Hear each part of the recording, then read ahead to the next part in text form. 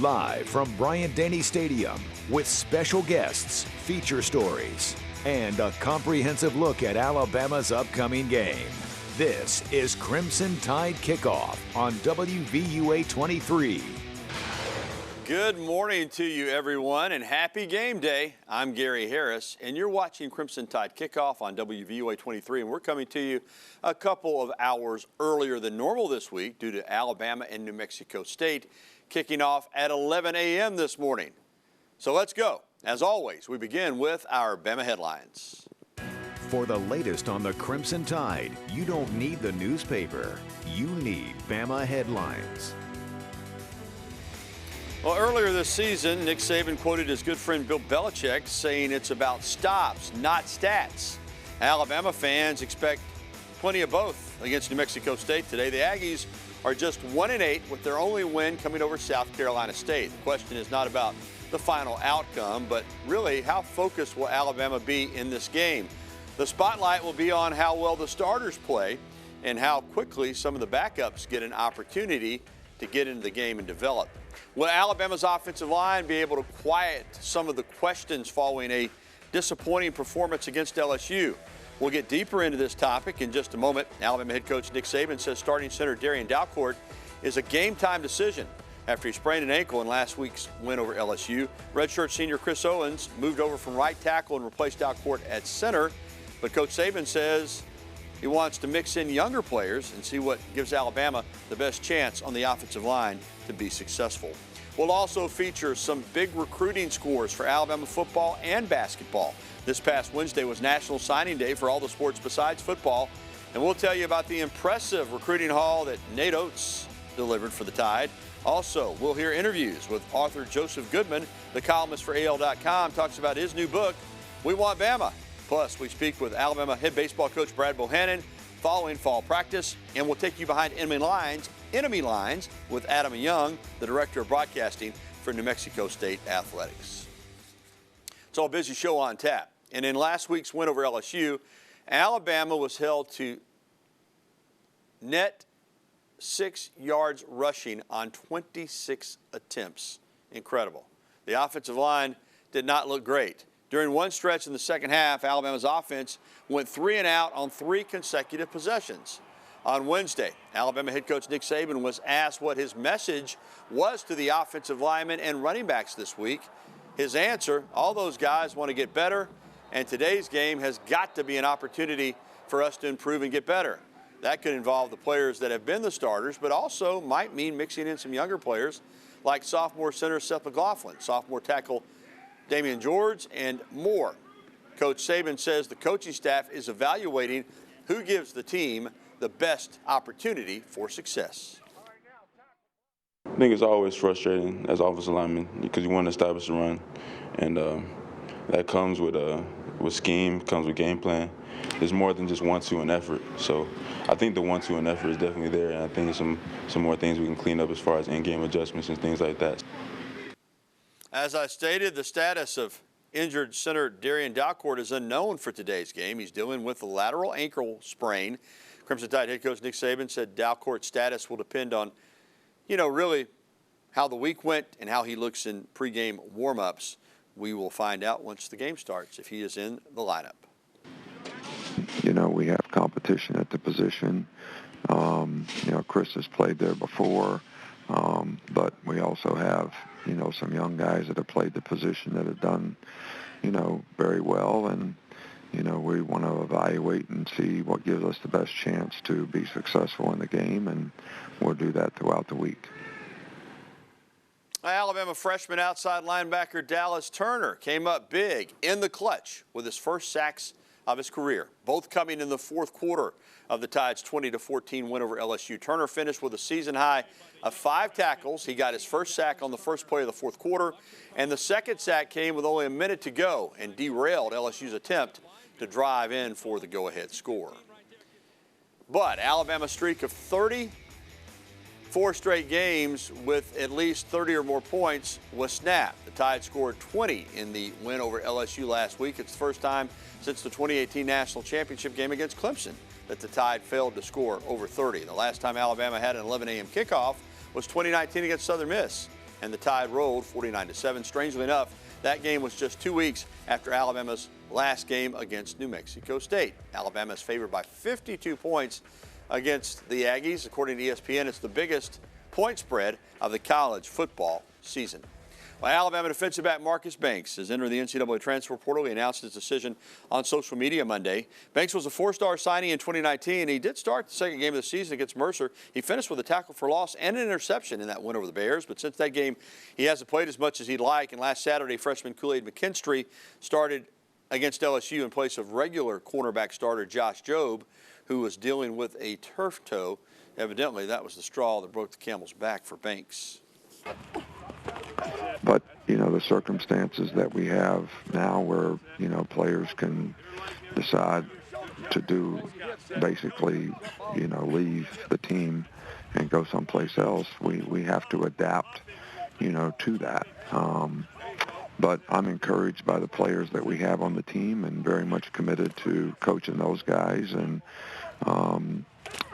you know, so we're making progress at that position, and I'm not discouraged at all by the players that we have. All right, it's a little chilly outside, but make no mistake, it's a gorgeous day for college football. CTKO weather specialist Jennifer Herbert joins us now in the studio for a first look at our forecast. Jen? Yeah, it is a beautiful day. Currently, temperatures at 47 as we look out on the Walk of Champions from our Bryant-Denny Stadium cam. Not seeing anything on radar, so we will remain nice and dry throughout that game. Taking a look at the game forecast. 48 by kickoff. Going to warm up to the mid-50s by 3 p.m. and 6 o'clock will be a nice chilly 45 degrees. Temperatures across the area right now sitting in the 40s. Might need a jacket for the beginning of the game. May be able to take it off, though, by the time the game lets out. Going to be a beautiful weekend. Mid-50s today. Low 60s tomorrow. Sunny skies. I can't complain. Back to you, Gary. I can't complain either. I think it's gorgeous. Well, coming up next on Crimson Tide Kickoff, Alabama football jumps to #1 in the recruiting rankings with a 19th commit for the class of 2022. And can you have the best of both sports worlds? We'll take a closer look at training and time required to be a two-sport athlete at Alabama and whether it's possible to juggle football and basketball. Plus, basketball takes the court this past week for a couple of games for the men and the women, their season openers, plus Bama men played again last night. The Tide off to a good start, living up to some high expectations. More Crimson Tide Kickoff after this. You're watching Crimson Tide Kickoff on WVUA 23. For the next 3 to 4 years, I'll be attending the University of Alabama. And that's defensive lineman Isaiah Hastings. On Monday, committing to the Crimson Tide, the native of Toronto, Canada, becomes the 19th commit for Alabama's class of 2022. Welcome back. I'm Gary Harris. Hastings is listed at 6'4", 290 pounds, and he's originally, as I said, from Toronto, but he plays high school football at Clearwater Academy International in Clearwater, Florida. Now, he's what you would consider a raw prospect with tremendous intrigue and upside. He's going to get a lot better. Hastings' high school coach says he'll spend hours studying film and schemes. He's a sponge. Hastings' commitment means that the Crimson Tide's class has jumped Georgia and is now #1 in the 24/7 Sports Composite team recruiting rankings. Bama back on top again. And as I said, welcome back into CTKO. I'm Gary Harris. As the world of sports continues to evolve, so do the athletes. Now, remember guys like Bo Jackson and Julius Peppers? They excelled in dual sports at the collegiate level. And now we're starting to see athletes pop up all over the country doing it again, including right here at the University of Alabama, which begs the question, is this the next trend in college sports? CTKO reporter Dylan Morgan joins us live now from the University of Alabama campus with more on the story.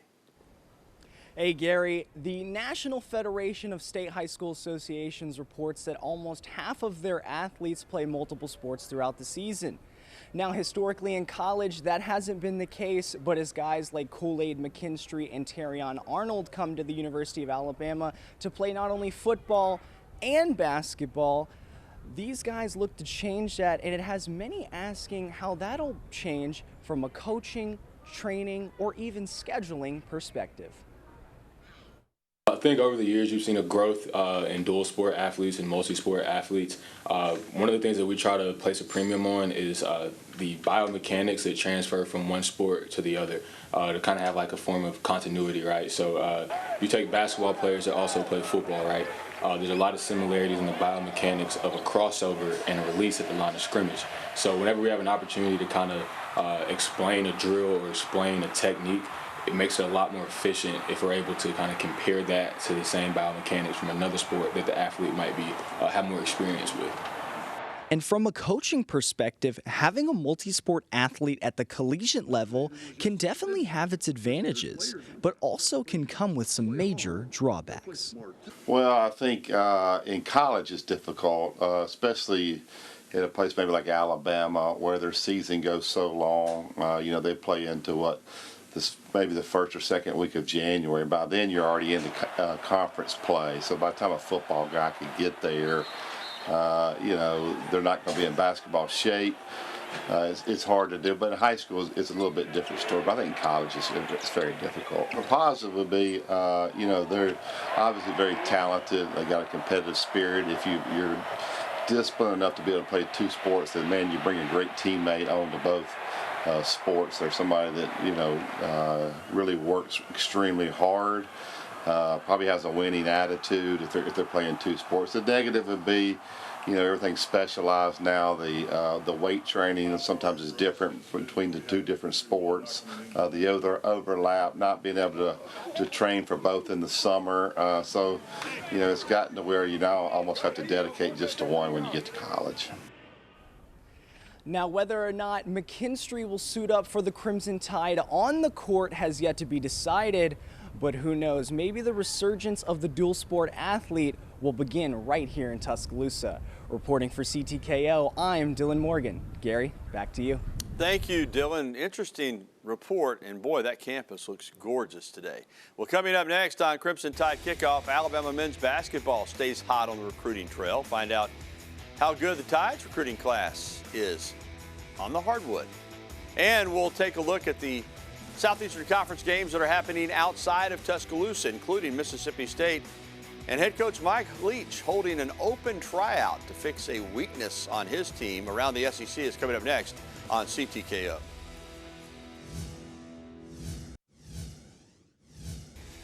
It's a soft tissue injury. They're not quite sure what it is. They're going to get an MRI and an X-ray first thing in the morning, and we'll know more from there. But it's his right ankle, and we don't know exactly what it is right now. Alabama forward Juwan Gary, who has been off and running this season, is off to a great start. Suffered a right ankle injury in last night's 104-88 win over South Dakota State. After limping off the court, Gary had to be helped to the locker room. His teammates stepped up in his absence. 5 Tide players scored in double figures, including Javon Quinterly, who scored a game-high 26. Alabama improved to 2-0 as they rolled over South Dakota State. But boy, we hope Gary's okay. He is a bruiser and has played great basketball. Alabama will host South Alabama Tuesday night at Coleman Coliseum. Tip-off is set for 7 p.m. And welcome back into Crimson Tide Kickoff inside our WVUA 23 studios located inside Bryant-Denny Stadium. I'm Gary Harris. Now, this past Wednesday was National Signing Day for the winter and spring sports. Basketball head coach Nate Oates signed 5 players, including 4-star shooting guard Rylan Griffin from Richardson, Texas. He committed to Alabama on Tuesday, just one day before the national signing period started. Griffin is rated as the number 15 shooting guard and number 70 overall player in the class by Rivals.com. Griffin joins 5-star forward Brandon Miller, 5-star point guard Jaden Bradley, and 4-star power forward Noah Clowney as Bama commits. The Tide's 2022 class also includes power forward Nick Pringle, the top-rated junior college power forward in the country. You don't really hear from head coaches that much, but I heard from him a lot, like at least 3 times a week he called me. So that was pretty big to me. Coach Oates says he could turn me into one of the best two-way players in the whole SEC. So you got to trust him, and I believe he'll help me do that. And all 5 of those players have signed with Alabama. And as we said, it's a heck of a class. And according to 24/7 Sports Composite, it is the 3rd-ranked class in the nation and the 2nd-ranked class in the SEC, only trailing Arkansas. You got to do it in recruiting if you're going to do it in the games. Well, Tuesday night, Alabama women's basketball opened its 48th season in dominating fashion, defeating Charleston Southern 103-92. Senior Brittany Davis recorded the first double-double in her career with 25 points and 12 rebounds, both of which are career highs. 5 players scored in double figures for the Tide, including Kyla Wade-Warren with 16. Jada Rice scored 14 points. Taylor Sutton had 13, and Jemiah Mingo-Young added 12. Alabama women's basketball back in action on tomorrow afternoon against Tulane. The game is scheduled for 2 p.m. Again, that's on Sunday. Well, we've mentioned it already. New Mexico State comes into Bryant-Denny Stadium today as a 52-point dog, and that's the largest spread in any college football game this season. But there's also plenty of other games this week in the SEC, big games, in fact. Jason Williams has more as he takes us around the SEC this week. How about them Hogs? Sam Pittman and the Arkansas Razorbacks are going to a bowl game for the first time in 5 years. In just his second year as the Arkansas Razorbacks head coach, Sam Pittman and the Hogs reached the 6-win requirement last weekend with a win over Mississippi State. Pittman's reaction to the feat was, quote, "It's not the Super Bowl, but it sure feels real good." Running back Dominique Johnson had a great day with 17 carries for 107 yards and 2 touchdowns. And wide receiver standout Treylon Burks also had a solid day with 6 catches for 82 yards and 1 touchdown. The Hogs will be looking to end another drought today as they take on the LSU Tigers in the battle for the Golden Boot. The Tigers have managed to keep the boot down in the Bayou since 2016, which was also the last time Arkansas reached a bowl game. In last week's loss to Arkansas, the Bulldogs missed 3 field goal attempts. In response, before today's game at Auburn, Mississippi State head coach Mike Leach announced that the team would have kicking tryouts. On Wednesday, Leach said about 40 students have signed up, and in typical Mike Leach speak, he drops another quote, this time saying, "I'm sure they'll come in all shapes and sizes." The Vanderbilt Commodores have had a rough stretch in SEC play for longer than you might think. The Commodores' last conference win came in 2019 against Missouri. They played the Tigers tough again this season, losing by 9 points and losing by just 1 to South Carolina. But close is not what first-year coach Clark Lea wants. Vanderbilt hosts Kentucky tonight. The Wildcats are going in the wrong direction, dropping 3 in a row. That's all this time for Around the SEC. For Crimson Tide Kickoff, I'm Jason Williams. Thanks, Jason. Here are some notes on today's games. Alabama, New Mexico State, one of 3 11 a.m. games. The early start does not appear to be an advantage for Mississippi State. All the Bulldogs' big wins during this up-and-down season have come under the lights. They'll try to change that at Auburn, Texas A&M, North Carolina State, and Kentucky were those wins. Sanford travels to the Swamp. The last time the Bulldogs played a Dan Mullen coach team was 2016 when Mullen was head coach at Mississippi State. Sanford put up 627 yards of offense in a 56-41 loss to MSU. Pressure on Mullen at Florida now. He better not give up that many yards today. Top-rated Georgia travels to Knoxville, and Peyton Manning says he's going to the game. We'll see if the Manning magic extends to his role as a fan. When he was Tennessee's starting quarterback, the Vols went 4-0 versus UGA. LSU hosts Arkansas in a matchup of head coaches going in different directions. Ed Orgeron will step down at the end of the season, just 2 years removed from a national title, while Arkansas' Sam Pittman has the Razorbacks bowl eligible for the first time since 2016. Coming up on CTKO, Alabama baseball wrapped up its fall season. We'll get a recap from head coach Brad Bohannon, as well as an updated outlook on the upcoming spring season. And the Heisman buzz surrounding Alabama outside linebacker Will Anderson is growing. We'll get the perspective from the UA locker room on why his teammates think he will wind up being in contention.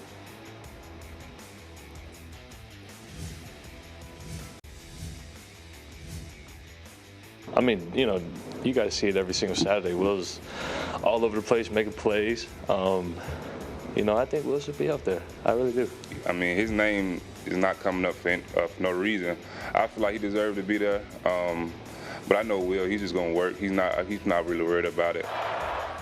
Will Anderson's teammates understand why he's starting to get some Heisman buzz. His numbers are terrific.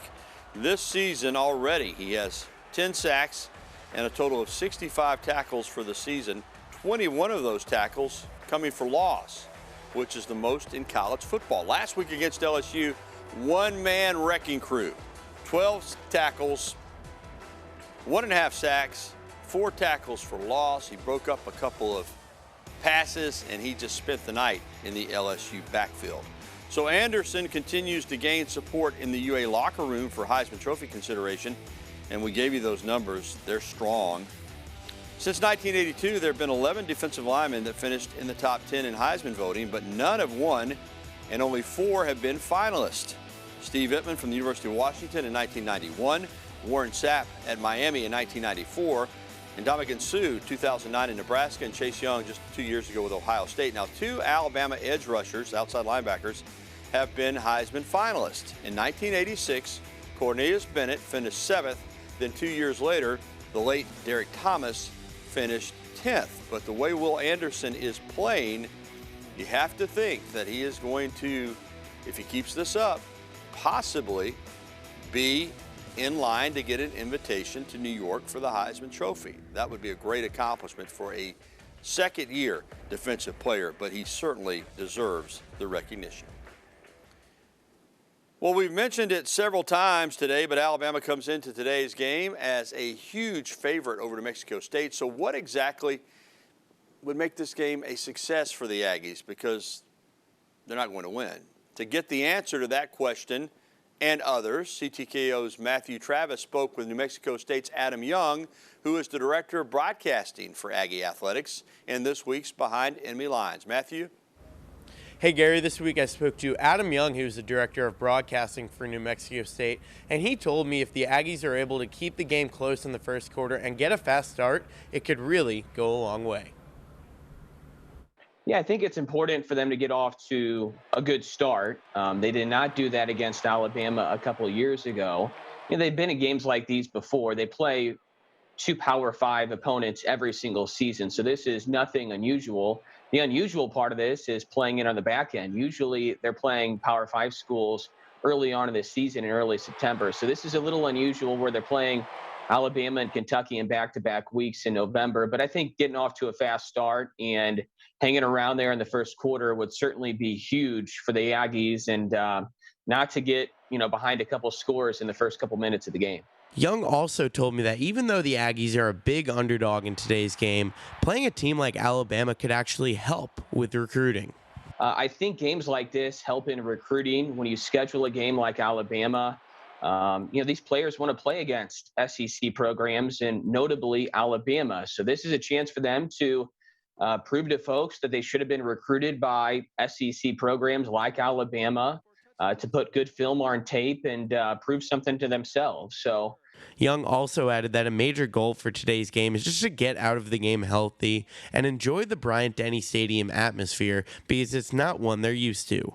Well, like I mentioned earlier, you get out of it healthy. I think that's always the goal, too. Doug Martin, who's in his 9th year as the head coach, has talked about that every single year, Matthew, after playing a Power 5 opponent, whether it's Alabama or Arizona State or anybody, just get out of it healthy. And then it's a really cool experience, I think, for these players. They've not experienced anything like this season, and 40-plus of the players are new. So a lot of these guys have not been in this environment, which they're about to see on Saturday in Tuscaloosa. So it's a cool environment. Young also added that playing a game like today against Alabama is huge for smaller programs like New Mexico State's because of the money they get for playing in them, which goes a long way in every aspect of their athletics program. Reporting for CTKO live outside Reese Pfeiffer Hall, I'm Matthew Travis. Thank you, Matthew, and you make a great point. I mean, these type programs need these big payouts to supplement their entire athletic department. Well, still to come on Crimson Tide Kickoff, Joseph Goodman from AL.com discusses his new book and why he believes Alabama's 2020 national championship tops any of the other national titles that head coach Nick Saban has had during his career. And Bama soccer is dancing, and the Crimson Tide isn't just satisfied with getting in the NCAA tournament, they're winning some games. Wow, great news. We'll have it for you coming up on CTKO.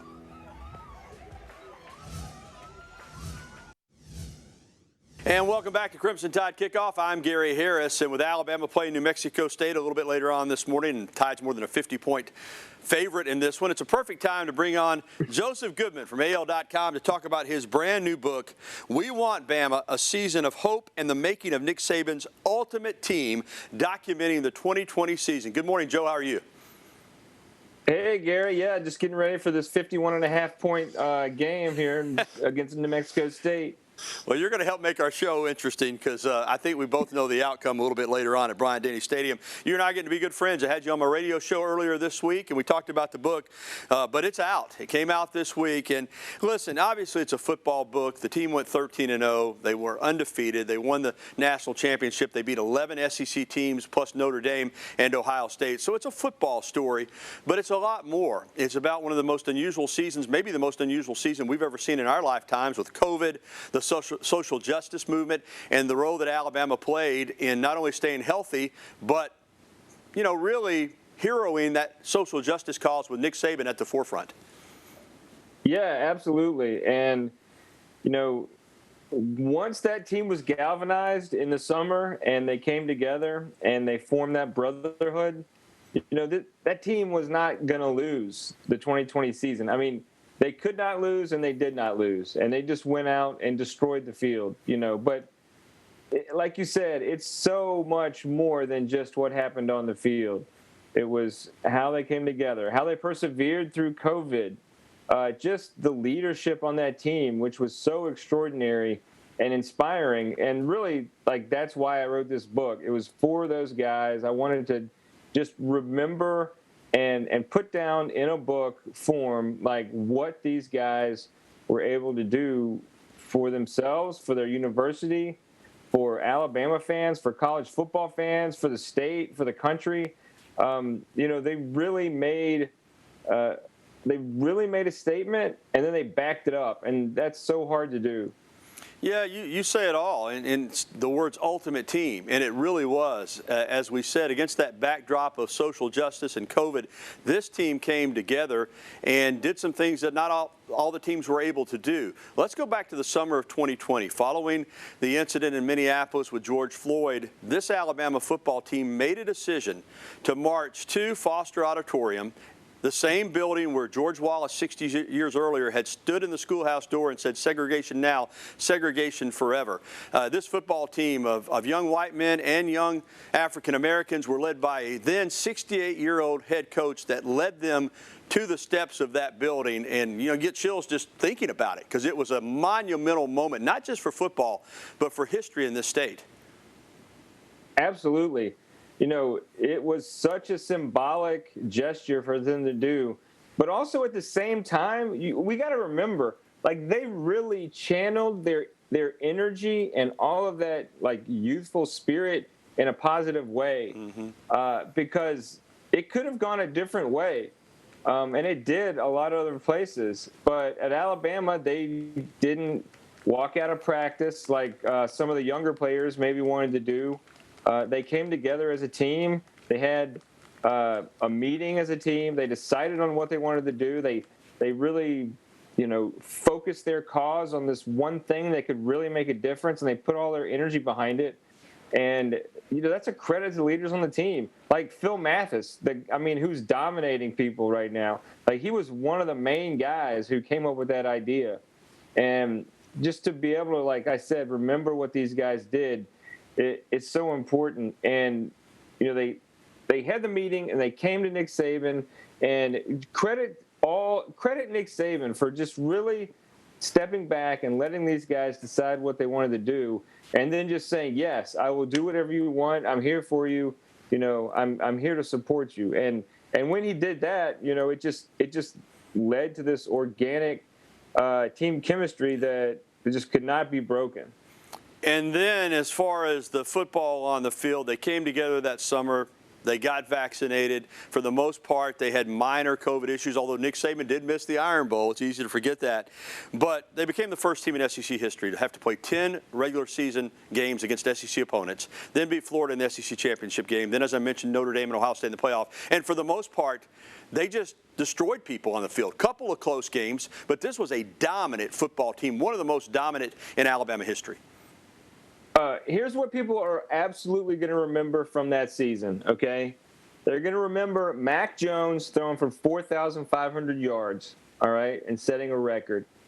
They're going to remember Devontae Smith winning the Heisman Trophy. They're going to remember Najee Harris being right there in the Heisman voting, and arguably you can make a case that all three of those guys could have won it. Yep. Everyone's going to remember Landon Dickerson and just the impact that this amazing leader and his personality had on that team. He really bridged some divides and brought people together.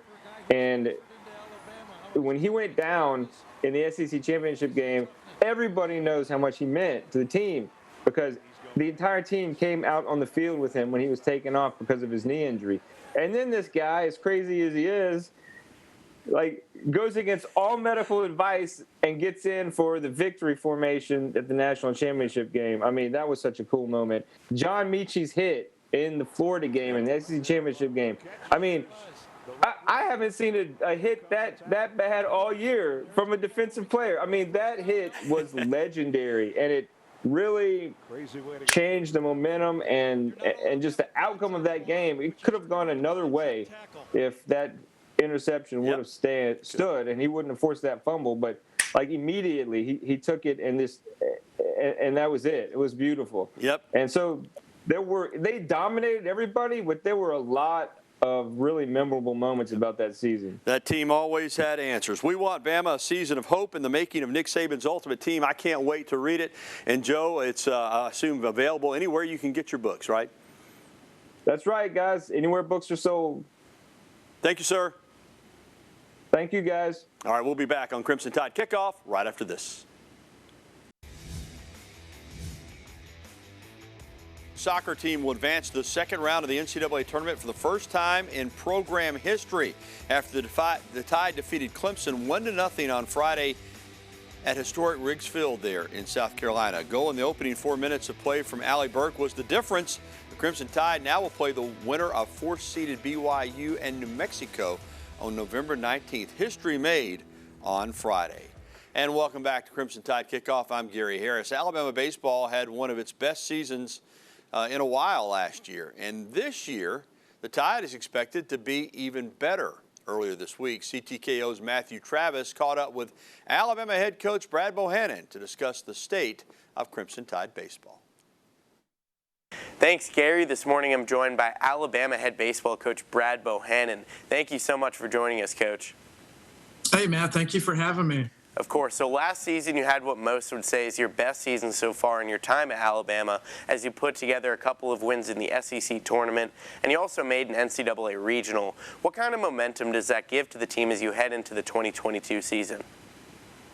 Well, it gives us a lot of momentum. You know, our goal since we've been here is to try to get better every year. And, you know, before you can really talk about getting to Omaha and winning a College World Series, you got to get into regionals before you win them. So I thought that was a big step for us to get into the postseason, and hopefully the returning players on our club, it gave them a taste of what it's like and make them even more determined to go further this year.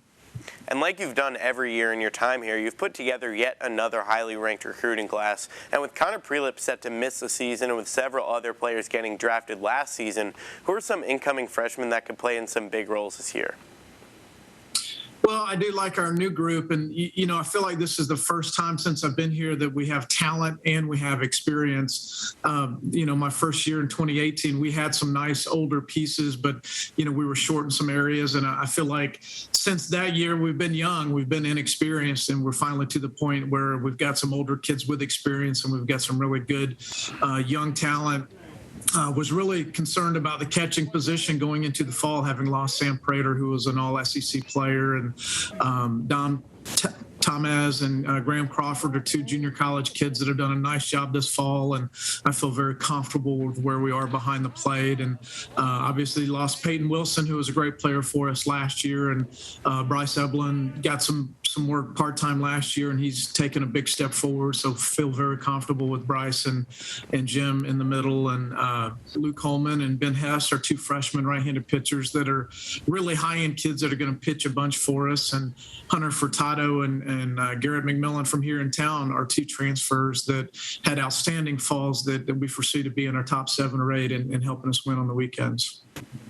And fall ball has since wrapped up, but you guys faced off with the reigning College World Series champion Mississippi State Bulldogs and also Ole Miss. What were you hoping to get out of those games, and what did you gain from those games? Well, the reason I scheduled those two is I wanted our new kids to have the experience of playing on the road and playing in front of fans and to play really good teams. I would imagine that Mississippi State and Ole Miss are going to be both ranked in the top 5 or 10 in the preseason polls. And it should also give our kids confidence. I thought we matched up really well with those groups. And, we don't look any different than they do. We have the same bodies, the same level of athletes, the same stuff on the mound. So I think they were very beneficial. And when we go to those places in the spring, our kids will have the visual of what it already looks like. Alabama had a record MLB draft last year with 5 players being selected, including Peyton Wilson, who went 66 overall. How big of a selling point is that for Alabama baseball, as recruits are now seeing former Tide players getting drafted highly? It's huge for us. The types of kids that we need to win at the highest level, which is the ultimate goal, are kids that want to be good draft picks. And, a lot of these kids have opportunities out of high school. And when you have a track record of showing like, hey, these kids got drafted out of high school, they turned this down and they ended up signing for this. That's what every young, competitive, driven baseball player wants. So being able to say, hey, we had 2 kids sign for over $1 million last year, that really helps us in recruiting. Well, Coach, I really appreciate you joining this morning, and good luck this season. Hey, thank you, Matt. I think we got a great club this year. It's the best team that we've had since I've been here, and you guys are going to really enjoy watching this team compete in the spring. Well, opening day for Alabama baseball is on February 18th when they face off against Xavier. For updates on Alabama baseball, be sure to follow along with WVOA 23 all season. For Crimson Tide Kickoff, I'm Matthew Travis. Great interview, Matthew. Enjoy that. Love Coach Bo. Still to come on Crimson Tide Kickoff, an interview with Olivia Arnold, the new executive director of the Bryant Museum, on what changes are coming to that great facility. And is New Mexico State ready to shock the world?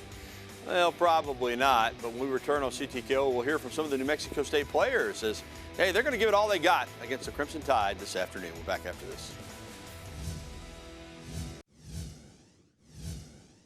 I'm here at the Bryant Museum with the new director, Olivia Arnold. Olivia, thank you for being here with us today. Well, thank you for coming out. I really appreciate it. And can you tell us just an overview about the Bryant Museum? The Bryant Museum originally started as a concept that Coach Bryant had, that he went to the university president and said, I want to do something in Coleman Coliseum to honor the players who have played for me.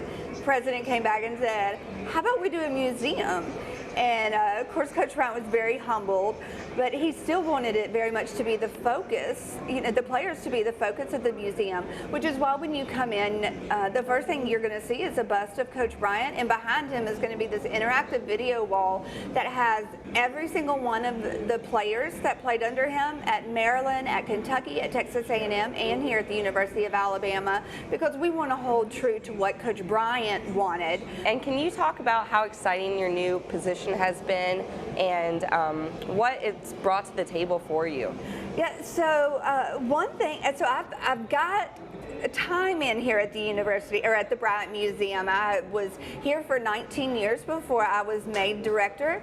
So I brought, the institutional knowledge with me of, how things work and who people are. But then there's so many ideas and things that I've had for a lot of years that now I'm in a position that I'm able to implement them. And I'm also working with the staff because I want them to also have more input as to what's going on. And so that's really been exciting for me, is that we're all working together, and it's not just one person's vision, it's the staff's vision. And then can you talk about your new exhibit? Yeah, so we just opened up the weekend of the Tennessee game, an integration exhibit. It's called Breaking Barriers, and it talks about not just the integration of sports here at the University of Alabama, but it talks about the baby steps that Coach Bryant was making before he got here, and it talks about integration of basketball, which was the first sport integrated here at the University of Alabama, and then onto football, and then some notable players who came shortly after that initial integration took place. So can you discuss what your routine is like on a game day? What are you getting ready for fans to come and see the museum? You know, normally if it's a 2:30 game or a 6 o'clock game or an 8 p.m. game, then we'll have the honorary captains here signing autographs for about 45 minutes to an hour. And that gives the fans the opportunity to meet some Alabama legends up close and personal and exchange a few words with them that they wouldn't normally have the opportunity to do. One of the things that fans really love to see when they come to the museum is Coach Bryant's office. And this is his actual furniture and items that were on his desk. It's the chair that Coach Bryant sat in. It's the chair that his guests sat in. And it's the infamous couch that the players sat in. Definitely a one-of-a-kind, unique exhibit. So please come and check it out. For CTKO, I'm Tatum Vaught. Back to you, Gary. Thank you, Tatum and Olivia. Indeed, if you have not been to the Bryant Museum and you're an Alabama football fan, you need to change that right away. If you have been, but you haven't been recently, they've got some new exhibits, as was discussed. And even if you go often, it's just it's must see if you're an Alabama football fan or just an Alabama supporter at all. It's a great, great facility, an unbelievable, one-of-a-kind museum. Thank you for that great interview. All right, New Mexico State, as we said, holds a record of 1-8, and Alabama's favored to win the game by 52 points. Tells you something. The last time New Mexico State traveled to Bryant-Denny Stadium was just 2 years ago, and they lost 62-10 in week 2 of that season. New Mexico State is most likely not going to approach this game as they would a game against an opponent at their level. Still, though, that they're saying the right things. They say they're hoping to shock the world and come in here and beat Alabama.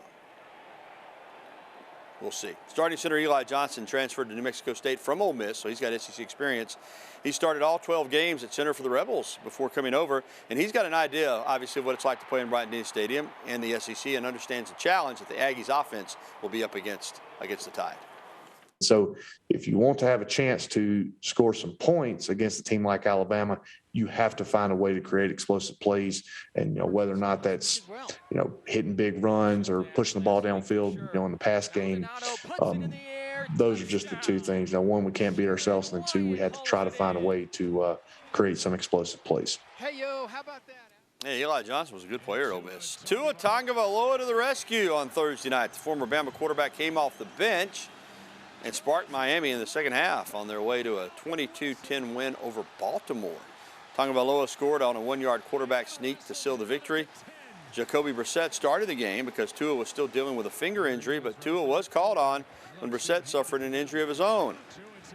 And he had a good game.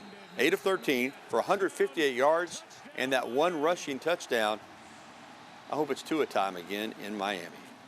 Well, it's more sweater weather than short sleeves, which is what we've experienced most of this season, but it's cool. We'll get another update on today's weather forecast with Jen. And we'll be back with some sad news as well. The Alabama family is mourning the loss of one of the all-time great football players with the Crimson Tide. And he lived a life that will be remembered fondly. We'll have more on that coming up when CTKO returns. Mike Pitts recently passed away. He was a consensus All-American for Alabama in 1982 as a defensive end.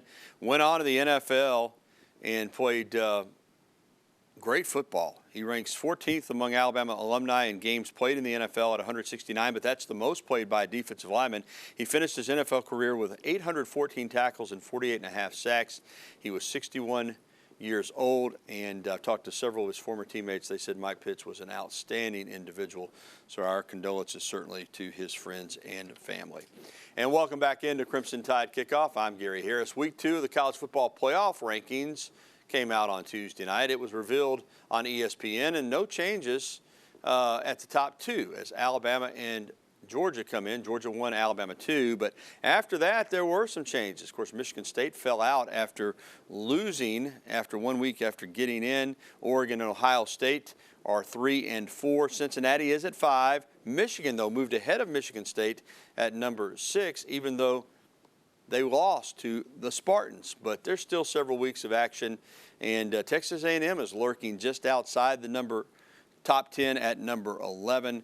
So here we'll run them down for you in total. Georgia, Alabama, Oregon, Ohio State, Cincinnati, Michigan, Michigan State, Oklahoma, Notre Dame, Oklahoma State, and Texas A&M. Alabama quarterback Bryce Young is a 2021 Davey O'Brien National Quarterback Award semifinalist, one of 20 players from around the country that is up for that award. He certainly deserves it. All right, before we close out this edition of CTKO, let's check on a final forecast update with CTKO weather specialist Jennifer Herbert. Jenna, it's pretty outside, but packing a jacket might not be a bad idea. Yeah, it's chilly out there. Sunny, but still a bit cool. 11 a.m. kickoff, 48 degrees. We'll be in the mid-50s by 3 and back in the 40s by 6 o'clock tonight. Going to be a beautiful weekend, though. Upper or mid-50s today, low 60s tomorrow. So enjoy it. All right, thank you, Jen. Going to be a beautiful day. Alabama, New Mexico State kick it off a little after 11 a.m. on the SEC Network. You can also listen to the Crimson Tide Sports Network with Eli Gold and John Parker Wilson. WVOA 23 News at 10 tonight for a daily recap of news and weather. Plus, Matthew Travis will be in with all your sports, including highlights and post-game reaction from the game. I'm Gary Harris. Thanks for watching Crimson Tide Kickoff. Roll Tide, everybody.